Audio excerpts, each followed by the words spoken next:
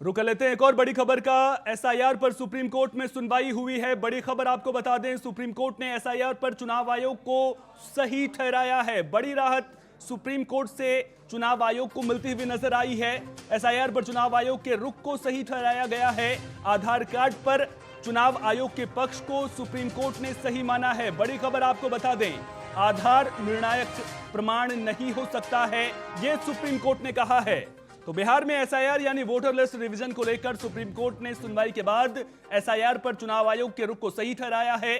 Court ने आधार card पर चुनाव आयोग के पक्ष को सही माना है और कहा है कि आधार निर्णायक प्रमाण नहीं हो सकता है। ऐसे में सुप्रीम कोर्ट की यह टिप्पणी चुनाव आयोग के लिए बड़ी राहत की बात है।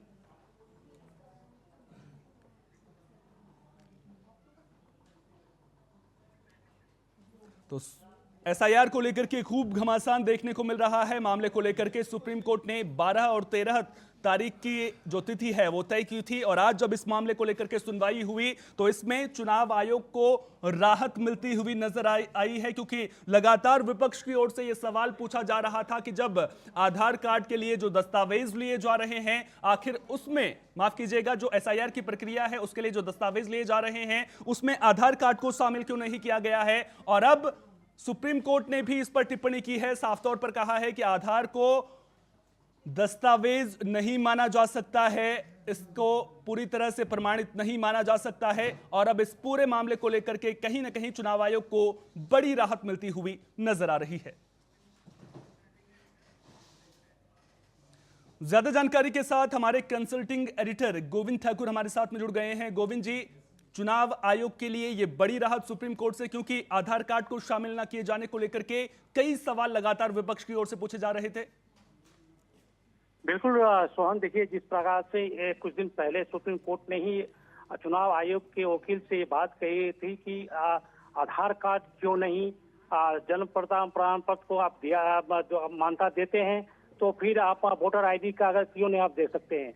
तो इस तरह से ये बात कंट्राडिक्शन हुई थी उस समय में, जब सुप्रीम कोर्ट ने कहा था कि नहीं आधार को आपको मानना पड़ेगा और चुनाव आयोग इसके हिसाब से ही उसको अपना आधार ले। तो लेकिन अब ये दूसरी आज जो हलफनामा दायर की गई थी उस पर जो उनका जवाब आया है, जो डायरेक्शन आए हैं, ये कहीं ना कहीं आपको चुनाव आयोग को राहत पहुंचाने वाली बात है। खासकर जो विपक्ष के जो लोग थे इस पर सवाल उठा रहे थे कि आधार जब पूरे भारत में लागू है तो फिर इसके इसको मान्यता क्यों नहीं दी जा रही, खासकर बिहार में। देखिए महाराष्ट्र में जो भी इस तरह के एसआईआर हुए थे उसमें इसकी मान्यता थी, कर्नाटक में भी मान्यता थी, लेकिन बिहार में आकर इसको रोक दिया गया था। ये विपक्ष के जो नेता थे और जो हलफनामा दायर किए थे उससे पहले उस पर यह बात कही गई थी। लेकिन ये आप चुनाव आयोग की तरफ से जो हलफनामा दिए गए उसमें इस तरह के जो सुप्रीम कोर्ट ने जो डायरेक्शन दिए हैं, एक बहुत बड़ी राहत है चुनाव आयोग के लिए।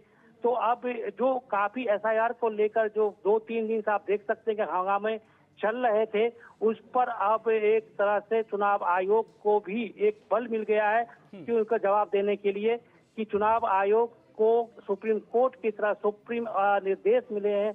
तो अब ये देखना होगा कि ये कल या आने वाले समय में इस पर किस तरह के मोड़ लिए जाते हैं। जी अच्छा, सुप्रीम कोर्ट में सुनवाई के दौरान एक तर्क ये भी दिया गया था कपिल सिब्बल की ओर से कि जो जीवित लोग हैं उन्हें लिस्ट में मृत दिखाया गया है। जो प्रक्रिया है उसको लेकर के सवाल लगातार खड़े किए जा रहे हैं और साथ ही साथ में बीएलओ की कार्यशैली को लेकर के भी सवाल खड़े किए जा रहे हैं। ऐसे में सवाल उठना लाजमी है कि क्या प्रक्रिया में जो पारदर्शिता की बात चुनाव आयोग की ओर से लगातार की जा रही है वो सही है, या फिर इसको लेकर के भी जिस तरह से सवाल उठ रहे हैं या फिर जिस तरह से प्रक्रिया की जा रही है उसमें जो गलतियां हो रही हैं वो स्वाभाविक हैं।